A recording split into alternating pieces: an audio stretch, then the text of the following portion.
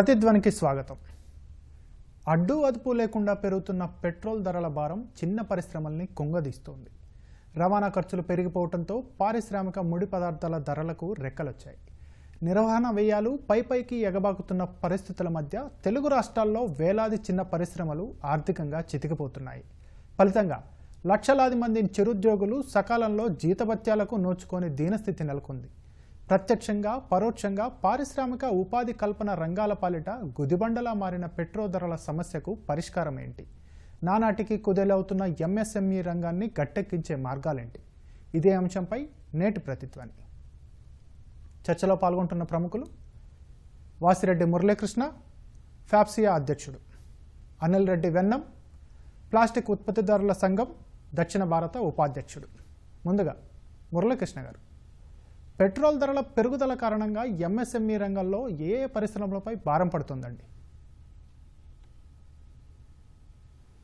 ఈ పెట్రోల్ ధరల పెరుగుదల కారణంగా ఎంఎస్ఎంఈలో అన్ని రంగాలపైన కూడా ప్రభావం ఉందండి. ఎందుకంటే ఎంఎస్ఎంఈకి రవాణా చిన్న వస్తువుల రవాణా ముఖ్యమైనది.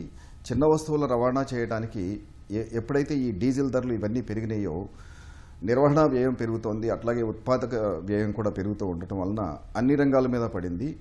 ఎక్కువగా నెగిటివ్ ఇంపాక్ట్ కనిపిస్తోంది పెట్రోకెమికల్స్ రంగం, కెమికల్స్, ఆ తర్వాత ఫ్యాబ్రికేషన్, వీటి మీద ఎక్కువగా అంటే అధిక భారం పడుతూ ఉందండి. అదేవిధంగా ఇప్పుడు బోట్స్ ఇలాంటివి చేసే కొన్ని పరిశ్రమలకైతే బోట్స్ చేయడానికి ఈరోజు 200% రేట్స్ పెరిగిపోయి ఉన్నాయి అన్నమాట. ప్రతి ఉత్పత్తిలోనూ కూడా నిర్వహణ వ్యయంతో పాటు ముడి పదార్థాల వ్యయం పెరిగిపోయింది. అదేవిధంగా ఉద్యోగులకు ఇవ్వాల్సిన జీతభత్యాలు కూడా పెంచవలసిన అవసరం వస్తుంది. వీటన్నిటి వలన కూడా ప్రతికూల పరిస్థితులు ఏర్పడుతున్నాయి. చిన్న కాంట్రాక్టర్లు, ఎంఎస్ఎంఈ రంగంలో ఉన్న చిన్న కాంట్రాక్టర్లు ఎవరైతే డీజిల్ని ఫ్యూయల్గా వాడుకుంటారో వారి మీద ఇంకా ఎక్కువగా వ్యయం పడుతూ ఉందండి. ఓకే, అనిల్ రెడ్డి గారు, సార్, ఈ ప్లాస్టిక్ ఆధారిత పరిశ్రమల్లో ముడి పదార్థాల వినియోగంపై పెట్రోల్ ధరల ప్రభావం ఎలా ఉందండి? ప్లాస్టిక్ సంబంధించినప్పుడు చూసే వరకు ఏంటంటే ప్లాస్టిక్ ముడి సరుకు అనగానే క్రూడ్. సో ఆటోమేటిక్గా క్రూడ్ ఎప్పుడైతే మనకు ధర పెరుగుతుందో ఇదే లెవెల్గా మనకు ప్రైజింగ్ కూడా, రా మెటీరియల్ ప్రైస్ కూడా ఇంక్రీజ్ అవుతుంది.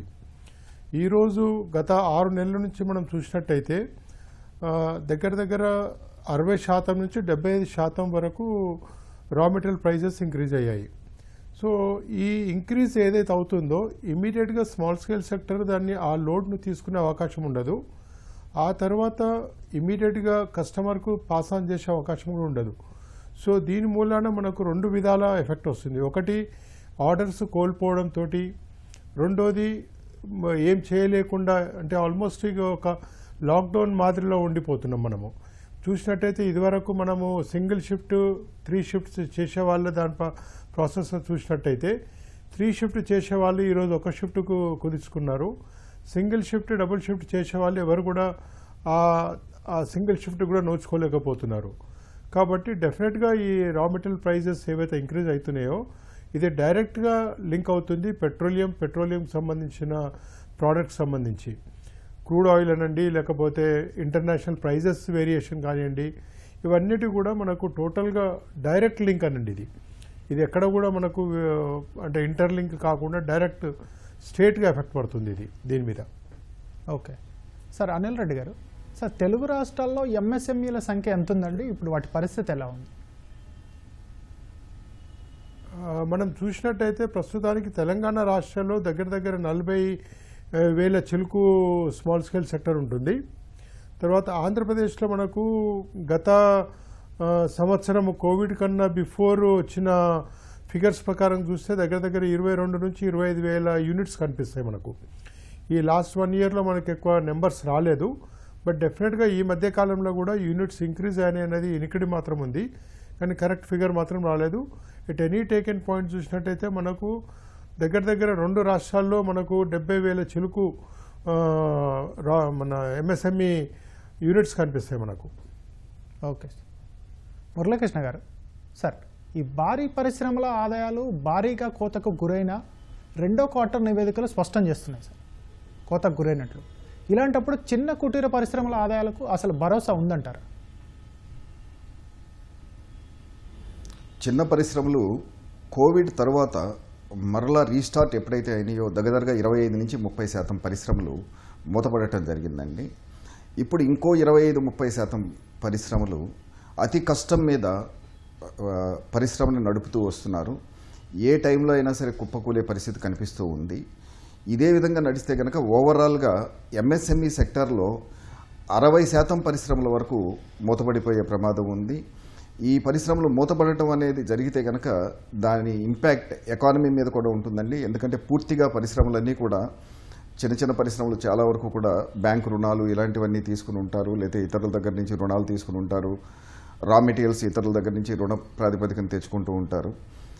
ఇది జరిగినప్పుడు కొన్ని వేల మంది ఉద్యోగాలు కోల్పోవడంతో పాటు ఉపాధిని కోల్పోవడంతో పాటు ఆర్థిక రంగం సంక్షోభంలోకి నెట్టబడుతుందన్నది నా అభిప్రాయం అండి. అదే సార్, ఇప్పుడు ప్రధానంగా ఏ ఏ వర్గాలకు సంబంధించిన కుటీర పరిశ్రమలు ఈ పరిస్థితులు ఎదుర్కొంటున్నాయి సార్? ఇప్పుడు ఇందాక అనిల్ రెడ్డి గారు చెప్పినట్టుగా ప్లాస్టిక్ ఇండస్ట్రీస్ చాలా వరకు మనుగడ కష్టంగా ఉందండి. ప్లాస్టిక్ ఇండస్ట్రీ ఇంతకుముందు ఒక ప్యాకింగ్ సంబంధించిన బాటిల్ని 20 రూపాయలకి ఇచ్చిన బాటిల్ని ఈరోజు 30 రూపాయలు అంటే మార్కెట్ అబ్జర్వ్ చేయలేదండి.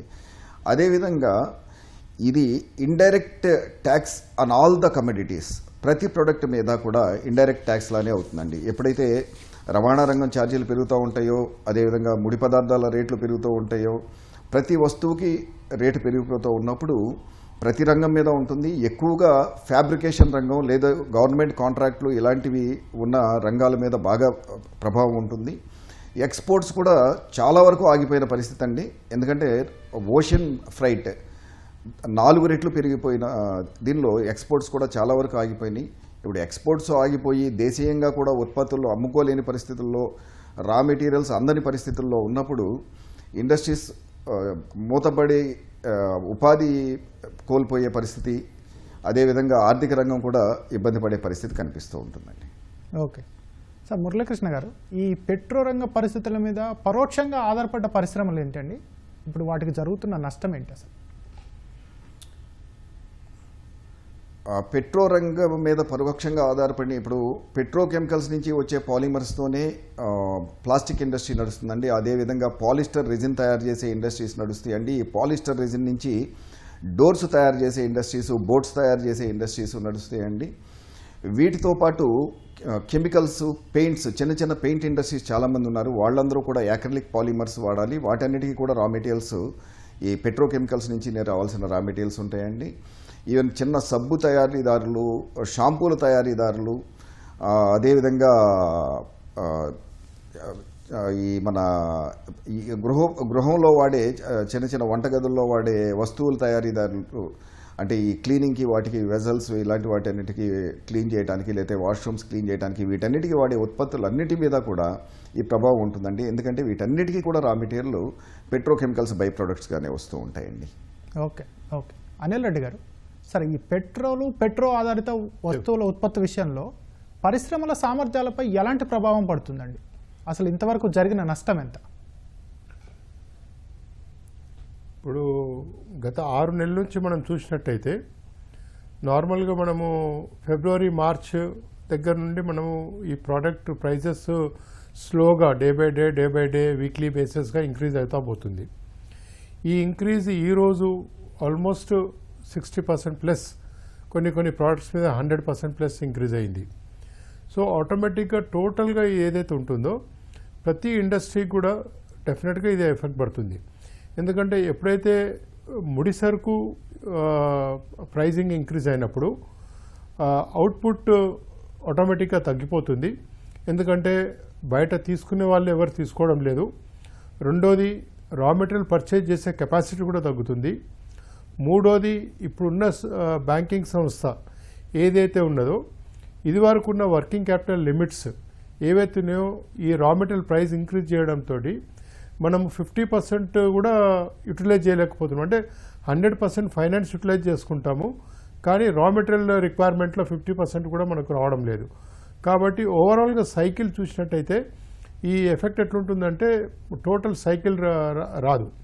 కాబట్టి ఈ మంత్ మనము ప్రొడక్షన్ ఎక్కడైతే బ్రేక్ అవుతుందో ఆటోమేటిక్గా దీనికి వచ్చే పేమెంట్ సైకిల్లో 45 డేస్ కానీ 60 డేస్ కానీ ఏదైతే ఉంటుందో దాని ఎఫెక్ట్ మనకు నెక్స్ట్ 45-60 డేస్లో ఎఫెక్ట్ అవుతుంది. సో మనకు ఎప్పుడైతే ఏప్రిల్ మేలో ఈ ప్రైజెస్ ఇంక్రీజ్ కావడం మొదలయ్యాయో ఈరోజు అంటే ఆల్మోస్ట్ మనం సెప్టెంబర్ అక్టోబర్ అయిపోయి నవంబర్లోకి వచ్చాము. సో ఈ సైకిల్ అనేది ఆల్రెడీ ఎఫెక్ట్ అయిపోయింది.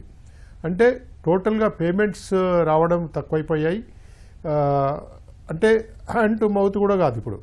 అంటే రేపు 7th శాలరీస్ ఇవ్వాలా, పండుగ 4th ఉంది కాబట్టి ఫస్ట్ వరకు శాలరీస్ ఇచ్చే అవకాశం ఉంది అంటే కూడా అట్లా చెప్పలేము మనము. ఈ మధ్యకాలంలో మనము వింటున్నాము గవర్నమెంట్ ఏజెన్సీస్ కూడా గవర్నమెంట్ ఎంప్లాయీస్ కూడా శాలరీస్ ఏదో 10th 15th అలా వస్తుందని చెప్తున్నారు. సో మా పరిస్థితి కూడా ఇప్పుడు అలానే ఉంటుంది. 15th 28th కన్నా బిఫోర్ శాలరీస్ ఇచ్చే అవకాశం లేకుండా పోతుంది. దానికన్నా ముందు శాలరీస్ ఇచ్చే కన్నా ముందు 15th 28th వచ్చిందంటే స్టాట్యూటరీ పేమెంట్స్ ఉంటుంది.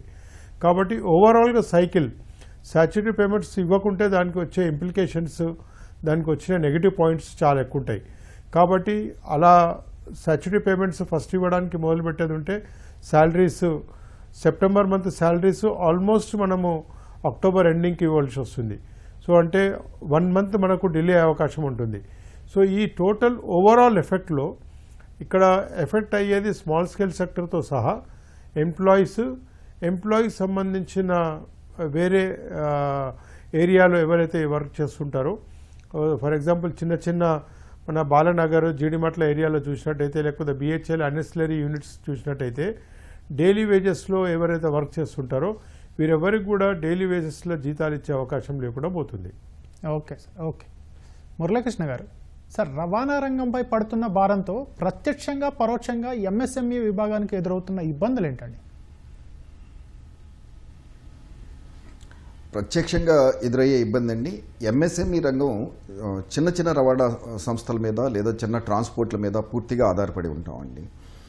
మేము తెప్పించుకునే మెటీరియల్స్ కానీ ఇవన్నీ కూడా తక్కువగా ట్రాన్స్పోర్ట్స్లో తెప్పిస్తూ ఉన్నప్పుడు 2019 జనవరిలో 67 రూపాయలు ఉన్న డీజిల్ ఈరోజు 107 రూపాయల దగ్గరగా ఉన్నప్పుడు, అంటే దాదాపు 58% ఒక డీజిల్ మీదే రేటు పెరిగినప్పుడు రవాణా ఛార్జీలు కూడా అదే విధంగా పెరుగుతూ ఉంటాయి. రవాణా ఛార్జీలు పెరగడంతో పాటు ఈ రవాణాకు అనుకూల వాతావరణం కూడా తగ్గిపోతూ ఉంటుందండి. ఎందుకంటే రవాణా ఛార్జీలు అబ్నార్మల్గా పెరిగిపోవడంతో ఫ్లీట్ తగ్గించుకుంటున్నారు ట్రాన్స్పోర్టర్స్.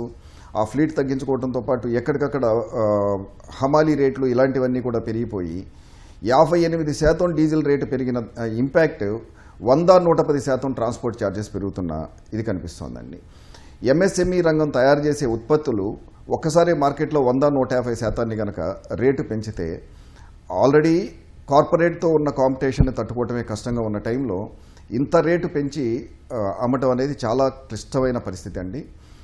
దీనితో పాటు ఎంఎస్ఎంఈ రంగంలో పనిచేసే ఉద్యోగులందరూ కూడా either private transport are own transport మీద ఆధారపడి ఉంటారు.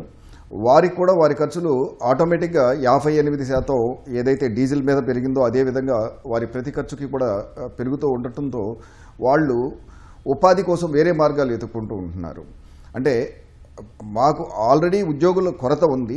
ఈ ఉన్న కొరతకి ఇంకా ఈ డీజిల్ రేట్లు లేదా పెట్రోల్ ఉత్పత్తుల రేట్లు పెరగటం అన్నది చాలా ఎక్కువ ఆజ్యం పోస్తున్నట్టుగా తయారైపోయిందండి. దీనివలన ఉత్పత్తి కోవిడ్ తర్వాత 60% 70% ఉత్పత్తులు ఏదైతే జరుగుతూ ఉన్నాయో ఆ ఉత్పత్తి 30% పెరిగిపోతుంది. అంటే ప్రొడక్టివిటీ పూర్తిగా తగ్గిపోతూ ఉంటుంది. ప్రొడక్టివిటీ తగ్గిపోయినప్పటికీ నిర్వహణ వ్యయాలు తగ్గవు కాబట్టి ఎప్పటికప్పుడు మా వర్కింగ్ క్యాపిటల్స్ తగ్గిపోతూ ఉంటాయి. అదేవిధంగా మా మీద రుణభారాలు పెరుగుతూ ఉంటాయి. వీటన్నిటి వలన పూర్తిగా పరిశ్రమను చేజార్చుకోవాల్సిన పరిస్థితి కనిపిస్తూ ఉంటుందండి. ఓకే అండి. అనిల్ రెడ్డి గారు, సార్ ఈ జింక్, అల్యూమినియం, స్టీల్ వంటి ముడి పదార్థాల ధరలకు రెక్కలొచ్చిన నేపథ్యంలో వాటి అనుబంధ పరిశ్రమలపై ఎంత మేరకు భారం పెరిగిందండి? రిటైల్ మార్కెట్పై పెరుగుతున్న ఒత్తిడి మాటేంటి? డెఫినెట్గా అండి. ఇప్పుడు మనం చూసినట్టయితే ఈ ప్రోడక్ట్స్ మీరు ఏదైతే చెప్తున్నారో ఇవన్నీ కూడా డైరెక్ట్ ఇండైరెక్ట్లీ ఎక్కడనో కాడ రొటీన్గా యూటిలైజేషన్ అయ్యే ఇండస్ట్రీలో కానివ్వండి, లేకపోతే కామన్ యూటిలైజేషన్లో కానివ్వండి, టోటల్గా ఆ ప్రైజింగ్ తోటి ఇందాక మనం మాట్లాడుకున్నట్టు ప్రతి సెక్టర్కి ఎఫెక్ట్ పడుతుంది ఇది. ఫర్ ఎగ్జాంపుల్ ఇప్పుడు మనం చూసినట్టయితే ఆటో ఇండస్ట్రీ, తర్వాత వేరే కాపర్ ఇండస్ట్రీ మీద డిపెండ్ అయ్యే ఇండస్ట్రీ, తర్వాత ఇంకా వేరే ఇతర ఇండస్ట్రీస్ ఏవైతే స్టీల్ మీద డిపెండ్ అవుతుంటుంది, ఇన్ఫ్రాస్ట్రక్చర్ సంబంధించిందనండి మీరు. సో ఇవన్నీ కూడా డైరెక్ట్ ఇండైరెక్ట్గా ఎక్కడనో కాడ ఇది ఎఫెక్ట్ అవుతూనే ఉంటుంటుంది. ఇది మనకు చూసినట్టయితే పెట్రోల్ డీజిల్ కంపారిటివ్లో చూసినట్టయితే ఈ ప్రోడక్ట్స్ మీద ఇంకా చాలా ఎక్కువ ఇంక్రీజ్ అయ్యింది లాస్ట్ ఆల్మోస్ట్ 1 year నుంచి అబ్జర్వ్ చేసినట్టయితే. ఎప్పుడైతే లాక్డౌన్ ఆ టైంలో టోటల్ వారి సేల్స్ బంద్ అయిపోయిన తర్వాత చాలా మట్టుకు వారు ప్రొడక్షన్ బంద్ పెట్టారు. ఆ తర్వాత షార్టేజ్ ఒకటి క్రియేట్ చేస్తున్నారు. ఇది ఒకటి కొత్త లార్జ్ స్కేల్ ఇండస్ట్రీస్ ఏవైతే ఉంటాయో ఇది ఒక న్యూ టెక్నిక్ వాడుతున్నారు. ఇప్పుడు షార్టేజ్ ఒకటి క్రియేట్ చేసి ఆ షార్టేజ్ను ప్రైస్ ఇంక్రీజ్ చేసి దాని ప్రకారంగా ప్రైజెస్కు ఇది చేస్తున్నారు. ఈరోజు చూసినట్టయితే ఇన్ఫ్రాస్ట్రక్చర్ మీద ఆల్మోస్ట్ 100% ఇంక్రీజ్ భారం ఇంక్రీజ్ అవుతుంది.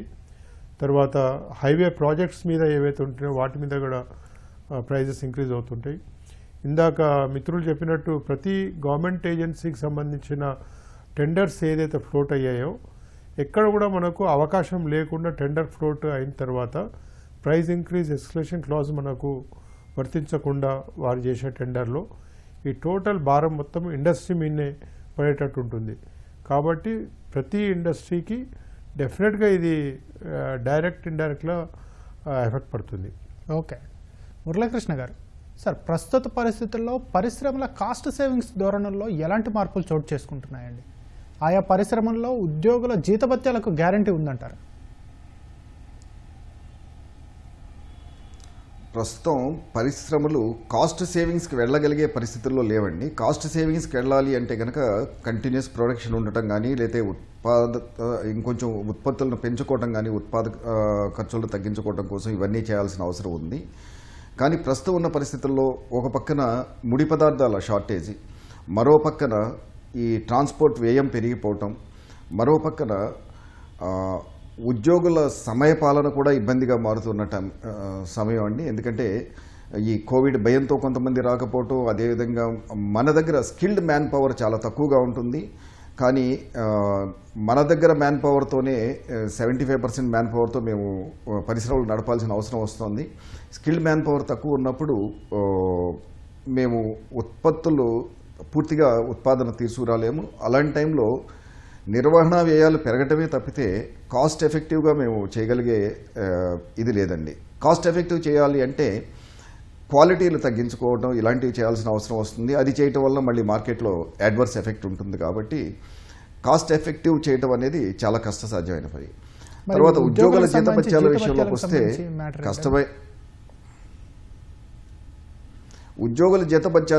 వస్తే కష్టమైన నష్టమైన వారు మాతో పాటు ప్రయాణం సాగిస్తున్నవారు కాబట్టి ఏదో రకంగా వారి జీతాలు అయితే మేము అందిస్తూనే ఉన్నాము. కొన్నిసార్లు కొన్ని పరిశ్రమల్లో లేట్ అవుతూ ఉంటుంది, కొన్నిసార్లు టైంకి ఇస్తూ ఉన్నప్పటికీ కోవిడ్ టైంలో కూడా వారందరికీ మేము అండగా నిలబడ్డాం. అదేవిధంగా ఇప్పుడు కూడా మేము ఇలాంటి కష్ట పరిస్థితుల్లో ఉన్నప్పటికీ వారి జీతభత్యాలు తప్పనిసరిగా చెల్లిస్తున్నామండి. ఈ వ్యయాలు మమ్మల్ని మరింత కృంగతీస్తూ మా వర్కింగ్ క్యాపిటల్ మీద ఇంపాక్ట్ చూపిస్తున్నాయండి. పూర్తిగా మా వర్కింగ్ క్యాపిటల్ ఎరోష్ అయిపోయే ప్రమాదం కనిపిస్తూ ఉన్నదన్నమాట. ఈ వర్కింగ్ క్యాపిటల్ ఎరోషన్ కనుక జరిగింది అంటే మళ్ళీ మేము పరిశ్రమను నడపలేని పరిస్థితి వస్తుంది.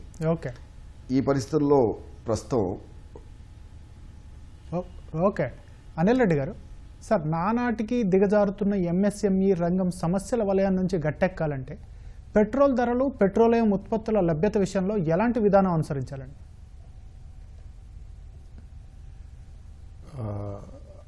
ఇమీడియట్గా మనకు 2017లో జిఎస్టీ వచ్చినప్పుడు ప్రతి ప్రోడక్ట్ కూడా జిఎస్టీ పరిధిలోకి తీసుకొస్తామనేది ఒక కమిట్మెంట్ ఉంది గవర్నమెంట్కు.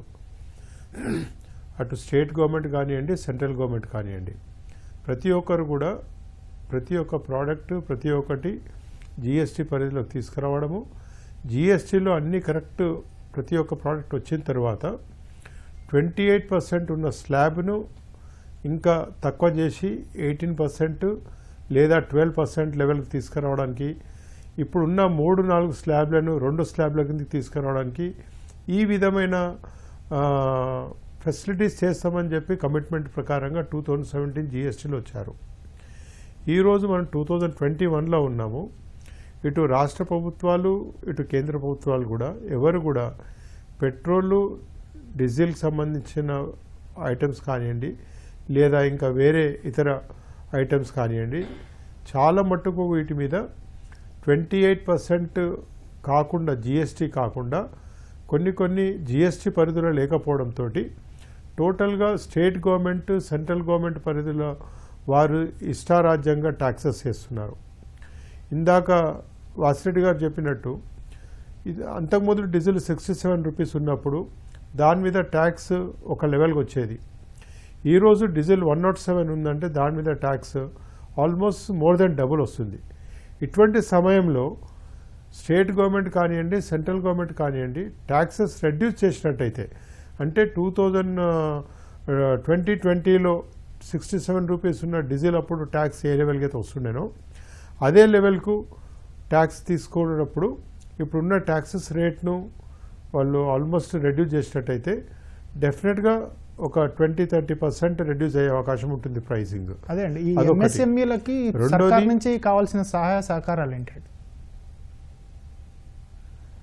క్షమించాలండి, ఎంఎస్ఎంఈకి సర్కార్ నుంచి స్టేట్ గవర్నమెంట్ కానివ్వండి సెంట్రల్ గవర్నమెంట్ కానివ్వండి కోవిడ్ అప్పుడు మనకు సెంట్రల్ గవర్నమెంట్ ఏదైతే ఇంతో అంత సహాయం అంటే బ్యాంకు ప్రకారంగా మనకు రుణాలు కొంచెం సపోర్ట్ చేశారు.